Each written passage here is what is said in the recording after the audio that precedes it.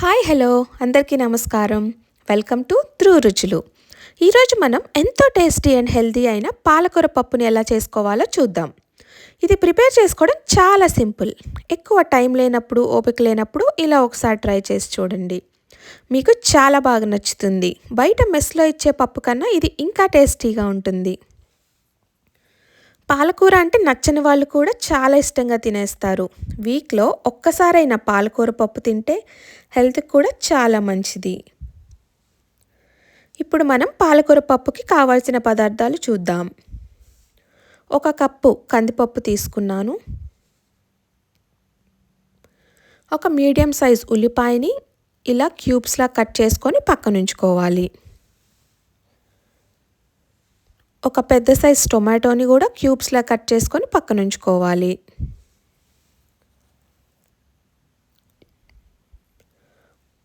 5 పచ్చిమిరపకాయలు తీసుకున్నాను. పచ్చిమిరపకాయని ఇలా స్లైసెస్లా కట్ చేసుకొని పక్కనుంచుకోండి. కొంచెం కరివేపాకు, 1 కట్ట పాలకూరని బాగా వాటర్తో క్లీన్ చేసుకొని ఇలా సన్నగా తరుక్కొని పక్కనుంచుకోవాలి. పాలకూరలో ఐరన్ కంటెంట్ ఎక్కువగా ఉంటుందండి. వారానికి అట్లీస్ట్ ఒక్కసారైనా తీసుకోవడానికి ట్రై చేయండి. కొంచెం కొత్తిమీర ఇలా సన్నగా తరిగి పక్కనుంచుకోవాలి. ఇది అల్లం వెల్లుల్లి పేస్ట్ అండి, ఆప్షనల్. నచ్చితే ఇది కొంచెం వేసుకోండి, లేకపోతే స్కిప్ చేసేయండి. వేసుకుంటే టేస్ట్ ఇంకొంచెం ఎన్హాన్స్ అవుతుంది.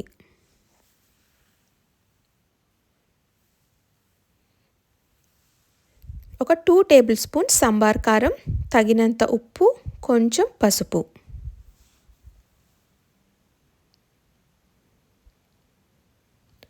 కొంచెం ఇంగువ కూడా తీసుకోండి. తాలింపు దినుసులు: ఆవాలు, జీలకర్ర, మినపప్పు, శనగపప్పు, 1 ఎండుమిర్చి.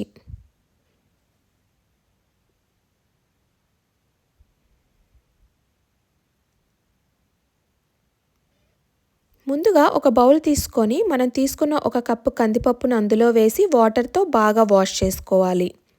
బాగా వాష్ చేసుకున్న తర్వాత 1 కప్పు కందిపప్పుకి 2 కప్స్ వాటర్ వేసుకొని అందులో మనం ముందుగా కట్ చేసి పెట్టుకున్న ఆనియన్స్ అండ్ టొమాటోస్ కూడా వేసుకోవాలి.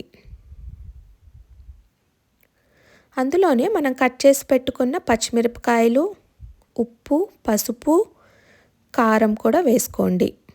కొంచెం అల్లం వెల్లుల్లి పేస్ట్, మనం ముందుగా తరిగి పెట్టుకున్న పాలకూర. ఇది మొత్తం ఒకసారి బాగా కలుపుకోండి. నేను ఇక్కడ చింతపండు వేసుకోవడం మర్చిపోయానండి. మీరు మీకు తగిన విధంగా చూసుకొని చింతపండు కూడా వేసుకోండి. అంతే, లిడ్ క్లోజ్ చేసేసుకొని స్టవ్ ఆన్ చేసుకొని 4 to 5 విజిల్స్ వచ్చే వరకు బాగా కుక్ చేసుకోండి. ప్రెషర్ అంతా రిలీజ్ అయిపోయిన తర్వాత ఒకసారి మూత తీసి చూడండి. పప్పు అంతా బాగా ఉడికిపోయి ఉంటుంది. పప్పు గుత్తి లేదా గెంటతోటి బాగా కలుపుకోండి. చూస్తున్నారు కదా, పర్ఫెక్ట్ కన్సిస్టెన్సీలో వచ్చింది పప్పు మనకి. తాలింపుకు ముందు ఒక కడాయి పెట్టుకొని అందులో 2-3 టేబుల్ స్పూన్స్ ఆయిల్ వేసుకొని ఆయిల్ బాగా హీట్ అవ్వనివ్వండి. ఆయిల్ హీట్ అయిన తర్వాత అందులోకి మనం ముందుగా తీసుకున్న తాలింపు దినుసులు వేసుకొని కొంచెం ఫ్రై అవ్వనివ్వండి.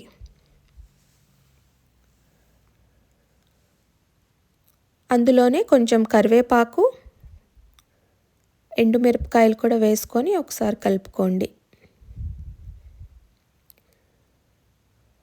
కొంచెం ఇంగువ కూడా వేసుకొని ఇంకా లాస్ట్లో మనం కొత్తిమీర కూడా వేసుకొని ఒకసారి స్టవ్ ఆఫ్ చేసేసుకోండి.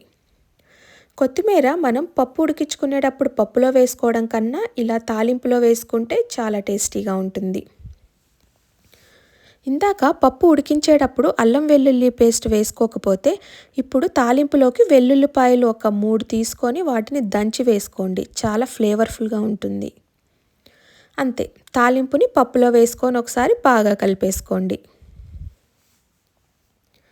చూస్తున్నారు కదా, చాలా పర్ఫెక్ట్ కన్సిస్టెన్సీలో వచ్చింది. 1 కప్పు కందిపప్పుకి 2 కప్స్ వాటర్ పర్ఫెక్ట్గా సరిపోతాయి. అంతే అండి, పాలకూర పప్పు రెడీ అయిపోయింది. చాలా సింపుల్ కదా, అన్నంలోకి చపాతీలోకి సూపర్గా ఉంటుంది. ఒకసారి మీరు కూడా ట్రై చేసి ఎలా ఉందో చెప్పండి. వీడియో మీకు నచ్చితే please like, share and subscribe. మరొక వీడియోతో మళ్ళీ కలుద్దాం. అంతవరకు బాయ్, టేక్ కేర్.